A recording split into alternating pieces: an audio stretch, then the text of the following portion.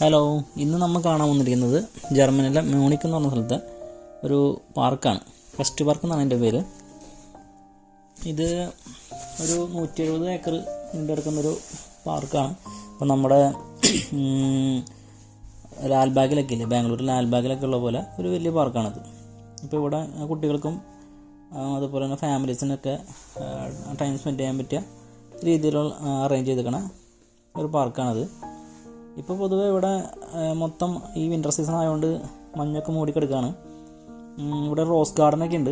ഈ കാണുന്ന ഭാഗത്തൊക്കെ ഒരുപാട് ചെടികളും അതുപോലെ തന്നെ പൂക്കളൊക്കെ ഉണ്ടാവും.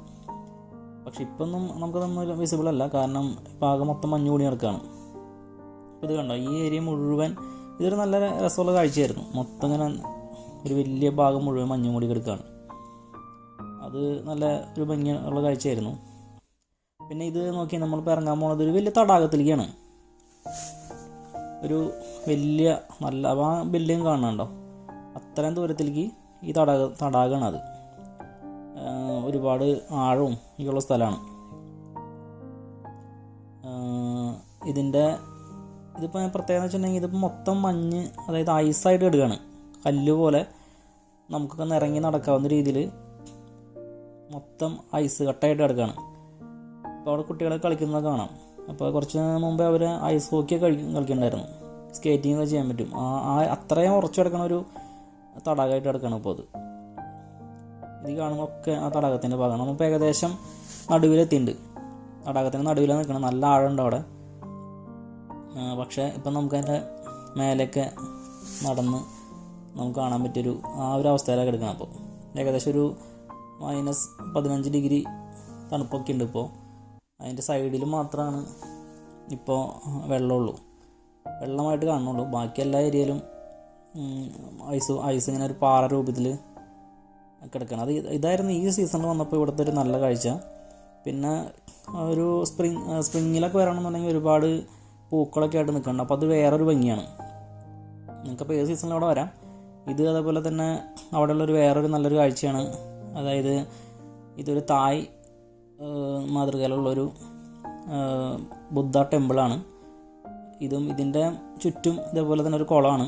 ഇപ്പോൾ ഐസൊക്കെ ആയിട്ട് കിടക്കണം. ഒരുപാട് മീനുകളും പിന്നെ ആമകൾ അങ്ങനെയൊക്കെ ഉണ്ട് അവിടെ. ഇത് നല്ല ഭംഗിയാണ് ഈ സമയത്തും കാണാം. അതുപോലെ തന്നെ ഇത് നേപ്പാളി സ്റ്റൈലിലുള്ളൊരു ടെമ്പിൾ നമുക്കിവിടെ കാണാൻ പറ്റും. പിന്നെ ഇത് ആ ഭാഗത്ത് തന്നെയുള്ളതാണ്. കുറേ കുന്നുകളൊക്കെ അവർ സെറ്റ് ചെയ്തിട്ടുണ്ട് അവിടെ. അപ്പോൾ അതൊക്കെ നമുക്ക് കയറി നടന്നു അതിലേക്ക്. അതും നല്ല ഒരു എൻ്റർടൈൻമെൻ്റ് ആയിരുന്നു. അതേപോലെ ഈ കാണുന്ന ഏരിയകളൊക്കെ കാണാൻ വളരെ ഭംഗിയുള്ള സ്ഥലങ്ങളാണ് അതൊക്കെ. പിന്നെ ഭയങ്കര കാമൻ ക്വൈറ്റാണ് ഇവിടെ. ഞങ്ങൾ കുറേ ദൂരം ഇപ്പോൾ നടന്നെത്തി, ഒരുപാട് ക്ഷീണിച്ചു. പിന്നെ അതേപോലെ തന്നെ ഇപ്പോൾ കുറച്ചും കൂടി ഫ്രണ്ടിലേക്ക് നടക്കുമ്പോൾ കാണാം നമുക്ക് ഇത് ഈ പാർക്കിൻ്റെ വേറൊരു സൈഡ് കാണാം. അവിടെ ഇതേപോലെയൊക്കെ തന്നെയാണ്. അതുകൊണ്ട് നമ്മൾ അങ്ങോട്ടൊന്നും പോയില്ല.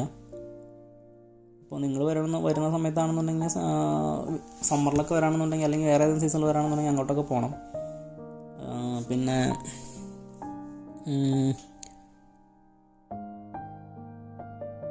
ഇത് നമ്മൾ അവിടെ കണ്ടൊരു, അതായത് ഒരു മേൽപ്പാലാണ്. പക്ഷെ അവിടെ കാണാനെന്ന് വെച്ചാൽ ഈ സീസണിൽ അവിടെ കാണാൻ നല്ല രസമായിരുന്നു. കാരണം നല്ലൊരു വ്യൂ ആയിരുന്നു അവിടെ നിന്ന്.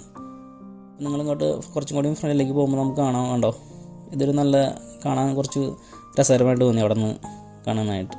നിങ്ങൾ എന്തായാലും മ്യൂണിക്കിൽ വരുമ്പോൾ ഈ സ്ഥലം ഒന്ന് വിസിറ്റ് ചെയ്യണം. Okay, by.